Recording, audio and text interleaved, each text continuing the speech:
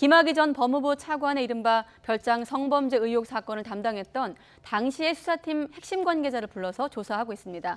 또 그런가 하면 성범죄 동영상 속의 피해자임을 주장하는 여성이 이번 주에 검찰에 출석할 예정입니다. 양지열 변호사, 또 전지현 변호사와 함께 짚어보도록 하겠습니다. 네. 안녕하세요. 안녕하세요. 안녕하십니까. 자, 먼저 YTN이 김학의 동영상의 고화질 원본을 공개를 했습니다. 여기에 대한 전문가 의견부터 좀 보고 나서 이야기 이어가겠습니다. 일단 전체적인 얼굴의 윤곽선이라든지 얼굴의 너비, 눈, 코, 입기, 위치, 또 착용하고 있는 안경테, 또 머리 헤어스타일, 그리고 또 몸의 신체의 그 볼륨감 등을 종합해 보면은 동일의 인물일 가능성이 매우 높다라고 보여집니다. 일단 얼굴 너비가 좀 약간 옆쪽으로 좀 넓은 형태를 띠고 있고 얼굴도 약간 각진 형태를 띠고 있어요. 약간 동그란 형태의 얼굴. 그리고 또 특징 중에 하나가 이제 안경이 무태 안경을 쓰는 특징도 있고요. 헤어스타일에 있어서도 한쪽 가르마를 타고 있고, 또 눈썹 또는 눈, 코, 입기의 특징적인 그 비율 같은 것들도 대부분 일치한다고 보시면 될 것 같습니다. 귀가 좀 독특하게 생긴 편이시죠. 그러니까 약간 크고 밑에 볼이 약간 돌출돼서 튀어나와 있는 형태이기 때문에 이것도 특징 중에 하나라고 보시면 될 것 같습니다.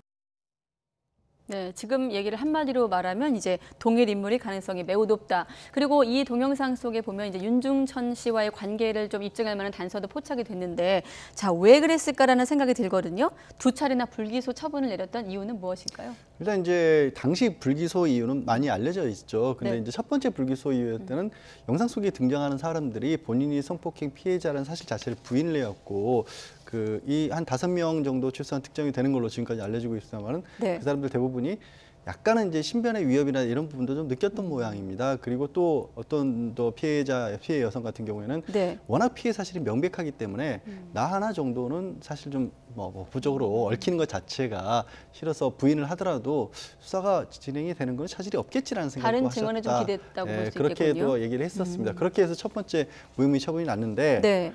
생각했던 것과 달리 무혐의 처분이 나고 나니까 이제 피해 여성들 입장에서도 사건이 이대로 끝날 수 있는 건가? 이런 걱정이 좀 들었을 거 아니겠습니까? 네. 그리고 뭔가 내가 진술 같은 부분을 좀 잘못했다라는 그런 생각도 들었기 때문에 두 번째는 이제 변호인을 선임을 해서 고소를 하는 형태로 수사가 들어갔던 겁니다. 네. 그런데 그때 가서는 이제 검찰에서는 피해 여성들의 주장에 따르면 왜 말을 바꾸느냐라는 부분에 더 초점이 맞춰졌다는 거죠. 그러면서 영상 식별도 안 되고 누군지도 잘 모르겠고 말을 잘 제대로 바꿨고 또 이제 처음에 수사를 할 때도 두 번째 수사를 할 때도 그렇고 과연 이게 어떤 억압에 의한 강요에 의한 어떤 행동이었느냐 이런 부분에도 검찰은 오히려 더 초점을 맞췄다라고 지금 피해 여성들은 당시에 주장을 하고 있습니다. 네. 피해자가 진술을 번복한 이유, 변호사님은 어디에 있다고 보십니까? 지금 말씀하신 것처럼 어떤 여성으로서 동영상의 어떤 본인의 어떤 성적 수치심을 느낄 만한 이런 부분들이 지금 다 나온 거 아닙니까? 거기서 느끼는 여성으로서의 어떤 불안감이 있었을 수가 있고, 상대방은 또 고위직이고 김학의 차관이란 말이에요. 네. 거기서 느끼는 위압감이 있을 수가 있었다고 봐요. 그리고 그 여성들의 진술에 의하면은 당시 검찰 수사를 받을 때 경찰에서 이렇게 진술을 하란다고 해서 진술을 했냐, 이런 것들은 증거로 낼 수 없냐, 이런 말을 했다고 지금 얘기를 하고 있거든요. 일종의 압박의 취지로도 볼 수 있는 부분이에요. 그런 것들이 어떤 여성들의 진술을 번복하게 한 그런 일부에서 일관되지 않은 그런 그 결과로 나타난 것 같은데, 근데 이렇게 진술이 번복된다고 하더라도 네. 일반적으로는 신빙성이 떨어진다고 볼 수 있지만, 이런 성관계 사건에서 그다음에 시간이 지금 2006년 7년이고 이 사건을 수사했던 건 2013년이잖아요. 네. 상당히 시간이 경과했단 말이에요. 그러면은 일부 진술이 이렇게 번복되는 게 오히려 더 자연스러운 걸 수가 있단 말이에요. 그런데 검찰에서는 지금 이렇게 뭔가 부실 수사를 한 내용들이 계속 나오고 있단 말이에요. 2013년 5월에 경찰이 선명한 화질의 영상을 입수했음에도 불구하고 김학의 전 차관님이 확실하지 않다, 이런 얘기도 나오고 있고, 네. 그래서 당시에 그 수사 그 진행 상황에 대해서는 지금 다시금 살펴볼 필요가 있는 것으로 보입니다. 네. 지금 말씀하신 것처럼 다시 살펴볼 필요가 있기 때문에 이제 오늘 같은 경우도 이세민 전 경찰청 수사기획관을 다시 불러서 이제 조사하고 있지 않습니까? 이 당시 수사팀의 실무자를 불러서 조사한다는 건 어떤 의미를 포함하고 있는 겁니까? 일단 경찰에서는 당시 수사를 통해서 기소 의견으로 송치를 했었죠. 그렇기 때문에, 그리고 또 한 가지 경찰에서는 성폭력과 관련된 부분으로 기소 의견을 송치를 했는데 검찰에서는 이게 이른바 접대 논란으로 바뀌면서 뇌물로 또 혐의를 바뀌어서 그 다음에 무혐의 처분을 했단 말이에요. 네. 어떻게 보면은 경찰의 초기 수사 단계에서 어떤 내용들을 더 확인했는지를 알아볼 필요가 있고 그건 가장 기본이 되는 것이고요. 사실 그보다도 더 중요한 부분은 이 경찰청 수사기획관이 당시에 수사 총책임자 중에 한 사람이었기 때문에 네. 그렇게 수사를 해왔고 내사를 해왔다가 수사로 전환한 이후에 왜 갑자기 수사가 중단이 되다시피 했느냐 경찰 내에서는. 그리고 수사기획관 자리에 있다가 그러니까 실무에서 수사를 하다가 갑자기 경찰대학교의 뭐 생활지도 담당으로 그 일종의 좌천성 인사를 당했다는 거죠. 네. 그걸 이제 검찰청에서 진상조사단의 권유에 따라서 당시에 청와대 민정 라인에서 처음에 애초에 뭐 김학의 전 차관이 거론됐을 무렵에 명확하게 이게 우리가 수사를 할 것이라는 얘기를 경찰로부터 보고를 받았으면 임명을 하지 않았을 텐데 네. 정확하게 보고를 하지 않았고 그런 명분을 들어서 경찰들에게 징계성으로 일종의 그 수사 라인을 경질한 것이 아니냐. 그러고 나서 경찰이 결국에는 수사를 못하게 된 게 아니냐. 이른바 청와대 민정 라인에 의한 직권남용이 있었던 게 아니냐라는 부분의 핵심적인 인물로 당시에 총괄 수사를 했던 지휘부를 조사를 하는 거죠. 그러니까 이전 기획관 등 이제 경찰이 당시에 김 전 차관 의혹을 사전에 보고했지만 청와대가 이를 무시하고 좌천성 인사까지 했다고 이제 보고 있는 거죠. 그러니까 경찰은 보고를 했다라고 네. 하는데 청와대에서는 보고를 한 내용이 맞았는데도 불구하고 강행을 했고 강행할 이후에 네. 이 YTN에서 확보했던 그 독점 영상 같은 것들이 확보가 되니까 아 도저히 이거는 강행을 해서 임명을 했지만 버틸 수 없겠구나라고 했지만 그러면 그 과정에 누군가는 책임을 져야 될 거 아닙니까? 그 책임을 결국에는 청와대에서는 이 당시 경찰들에게 돌렸다라고 지금 진상조사는 그런 의혹을 보고 있는 거죠. 네, 이 부분은 이제 직권남용 의혹에 대한 이제 수사를 가리키는 거고 또 한 가지가 이제 YTN이 입수한 앞서 보셨던 그 동영상 속 피해자라고 밝힌 여성이 이번 주에 검찰에 출석할 예정입니다. 결국 피해자가 다시 이게 내가 피해자라는 걸 본인이 또 입증해야 되는 건가요?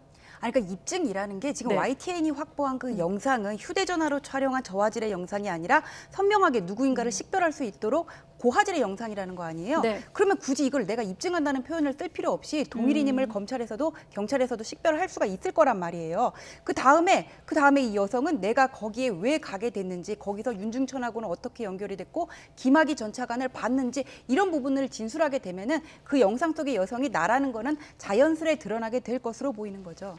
사실 양지열 변호사님, 이번 사건을 원점부터 다시 지금 살피고 있는 건 아니겠습니까? 자, 그렇다면 애초 이 사건의 시작이라고 할 수 있는 윤중천 씨, 그 내연녀도 조사해야 되는 거 아닙니까? 뭐 조사할 필요성이 있죠. 네. 사실 이제 이 동영상 내지는 김학의 전 차관과 관련된 이런 일단의 의혹이 불거지게 된 계기가 내연녀라고 알려진 이 사람을 이제 윤중천 씨의 배우자가 고소를 했죠, 간통죄로. 네. 근데 고소를 했는데 거기에 대해서 이거는 간통을 했던 게 부적절한 관계가 아니라 성폭행을 당한 것이다라고 또 고소를 하면서 그 수사 과정에서 이 김학의 전 차관을 비롯한 뭐 일부 인물들의 부적절한 행실 그리고 윤중천 씨의 그 어떤 자기의 이익을 위해서 네. 성접대 같은 걸 했던 의혹들이 불거지기 시작했기 때문에 결국 모든 사건의 시작은 윤중천 씨 아니겠습니까? 그 부분을 분명히 조사할 필요가 있고 윤중천 씨 같은 경우는 사실 이 진상조사를 하기엔 대검찰 수사단에서 기대를 좀 하고 있을 수밖에 없습니다. 네. 왜냐하면 전에는 지금 뭐 사건 자체가 특수강간보다는 뇌물죄하고 직권남용 쪽이잖아요. 근데 네.